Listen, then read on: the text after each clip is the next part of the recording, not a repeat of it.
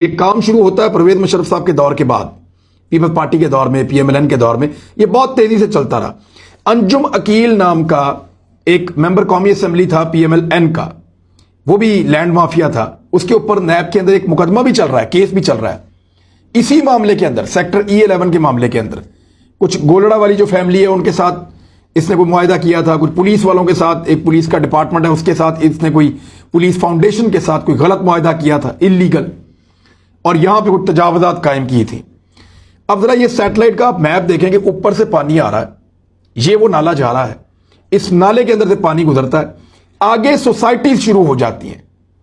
यानी ये नाले का जो नेचुरल फ्लो है उसको सोसाइटीज ने प्लाजे बना के, बिल्डिंग्स बना के, रोड्स बना के रोक दिया, और वहां पे एक बिल्कुल पतली सी नाली बना दी है कि पानी पीछे से जितना भी है आगे से इस नाली में से गुजरेगा और गुजर के चला जाएगा।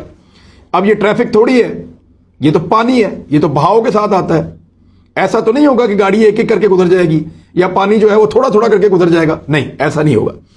ये पानी जब आएगा तो फिर अपने पुराने रास्ते पे आएगा।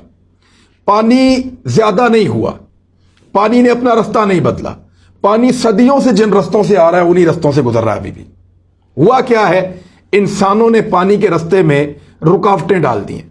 वहां पे प्लॉटिंग की गई, चाइना कटिंग की गई, और बहुत सारे प्लॉट बना के लोगों को बेच दिए गए। बेचने वाले भाग गए, बहुत सारी निजी सोसाइटीज है वहां पे। ये मैप आपको साबित कर रहा है कि पीछे से पानी का इतना चौड़ा नाला आ रहा है, आगे आगे उसको एक नाली बनाएंगे तो पूरे उस सेक्टर के अंदर पानी घुसेगा ना, और क्या होगा।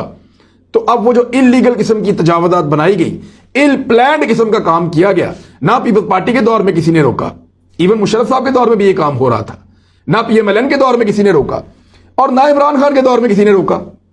एक ऑपरेशन हुआ तजावजात के नाम पे और छोटे मोटे ठेले ठैये वहां से हटा दिए गए। जो मेन पानी की गुजरगाह है वो आज भी बंद है, और जब पानी का आप रास्ता रोकते हैं तो पानी ओवरफ्लो करता है और ऊपर से गुजर जाता है। लिहाजा पूरी सोसाइटी की सड़कों पे आपको पानी जाता हुआ नजर आ रहा था। ये है वो रीजन जिसकी वजह से आपको वो सैलाबी सूरत नजर आ रही है। अब इसका हल क्या है, अब इसका क्या हल निकलेगा? क्या पानी का पुराना रास्ता रिस्टोर करना चाहिए, उस नाले को उतना ही चौड़ा करके, बड़ा करके, बेहतर करके वहीं से गुजारना चाहिए, और ये जो सारी तजावजात हैं, बिल्डिंग्स हैं, घर हैं, सड़कें हैं, ये हटा देनी चाहिए। तो जो इनको बेच कर गए वो कहां है, उनका एहतसाब कौन करेगा? पैसा तो लोग ले गए, और जिन्होंने बेचारों ने खरीदा, उन्होंने वहां पे इतना करोड़ों अरबों रुपया लगा के बनाया, वो कहां जाएंगे?